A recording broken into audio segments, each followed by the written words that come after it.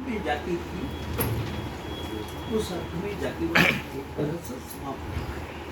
आज सबसे बड़ा अगर कोई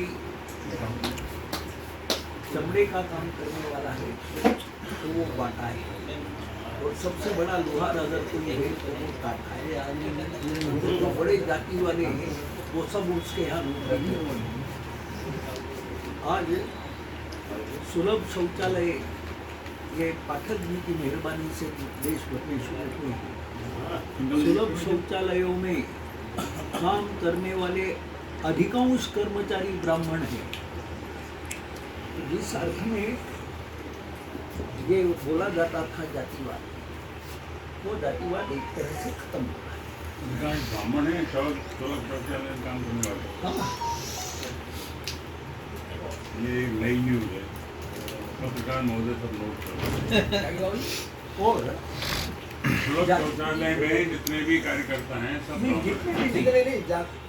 अधिकतर सही, लेकिन ये भी एक विशेष न्यूज है, लेकिन इससे मैं इत्तेफाक नहीं करता। नहीं, संचालक हो सकते हैं लेकिन कार्य करने वाले लोग नहीं, मैं इससे इत्तेफाक नहीं करता।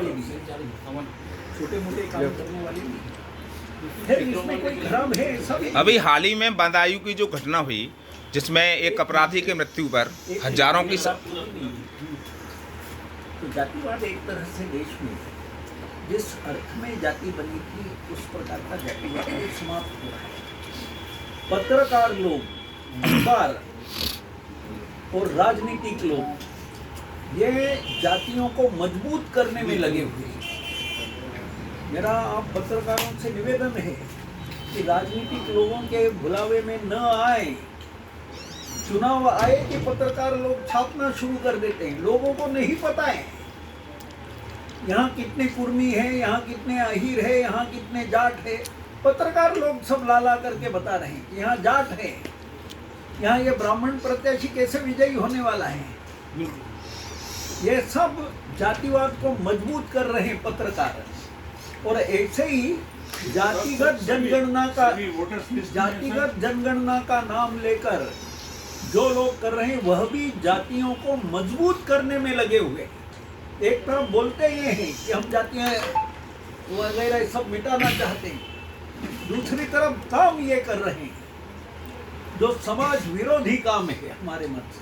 बताइए क्या पूछना। अभी हाल ही में बदायूं में जो घटना हुई थी, एक अपराधी के जनाजे में हजारों की संख्या में लोग पहुंच गए थे, लाखों नहीं हजारों की संख्या में लोग पहुंचे थे।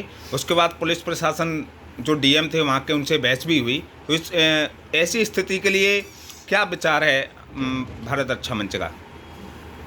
सरकार ने कठोरता से इस विषय में कोई नियम बनाना चाहिए। ये केवल वहाँ का नहीं है बदायूं का, मैं कई ऐसे बताऊंगा। स्वामी श्रद्धानंद जिन्होंने जामा मस्जिद में खड़े होकर देश की आज़ादी के लिए भाषण दिया है, स्वामी श्रद्धानंद आर्य समाज उनकी हत्या हुई। अब्दुल रशीद ने वहां जाकर उनको गोलियां मारी। अब्दुल रशीद को माफ करो ये गांधी जी ने बयान दिए। और अब्दुल रशीद को जब फांसी हुई, सजा हुई अंग्रेज सरकार द्वारा, उसके जनाजे में हजारों मुसलमान निकले। ये मोदी को मारने के लिए जो आतंकवादी गए थे वहाँ अहमदाबाद में एनकाउंटर में मुंब्रा की लड़की कॉलेज में पढ़ने वाली, कॉलेज छोड़ के गायब थी, आतंकवादियों के साथ घूमती थी। नाम उसका बता सकूंगा मैं थोड़ी देर में। वो मारी गई पुलिस एनकाउंटर में। मुंब्रा में हजारों लोग उसके जनाजे में निकले।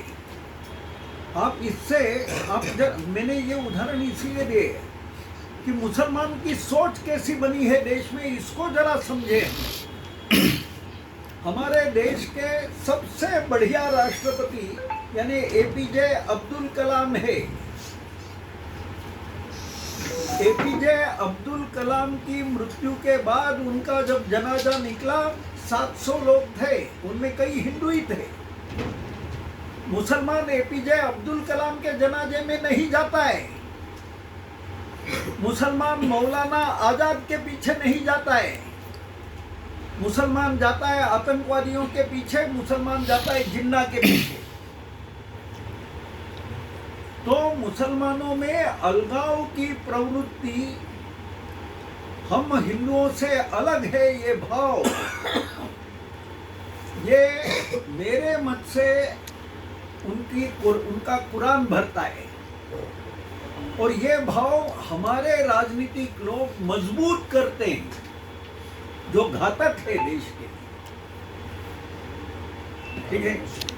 हिंदुओं की जो आधारभूत धार्मिक शिक्षा है उसके लिए भारत रक्षा मंच क्या कर रहा है? आधारभूत धार्मिक शिक्षा बराबर। एक बात आवश्यक है, हमारे संविधान ने ये व्यवस्था की है, आपको शायद जानकारी नहीं हो, शायद 35A है, अन्य हरेक धर्म अपने धर्म की शिक्षा दे सकता है।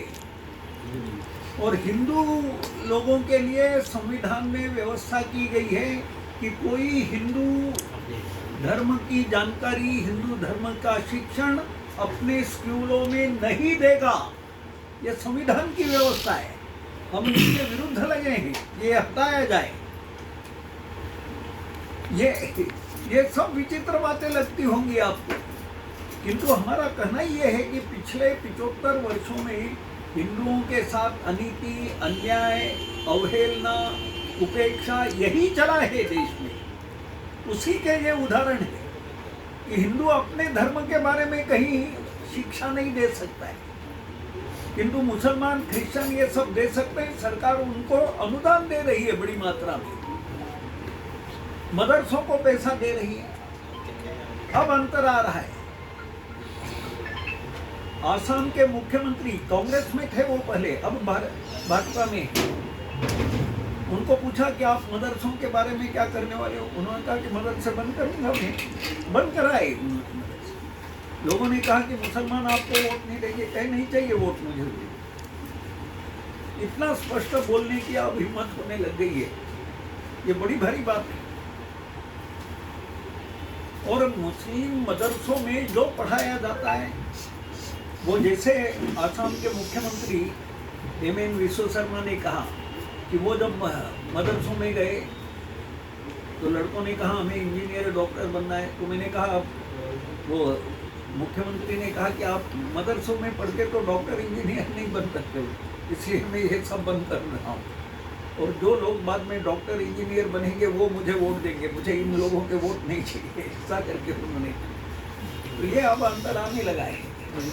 अब स्कूलों के कॉलेजेस के अंदर, स्कूलों में राष्ट्रीय एकता के लिए एक लास्ट क्वेश्चन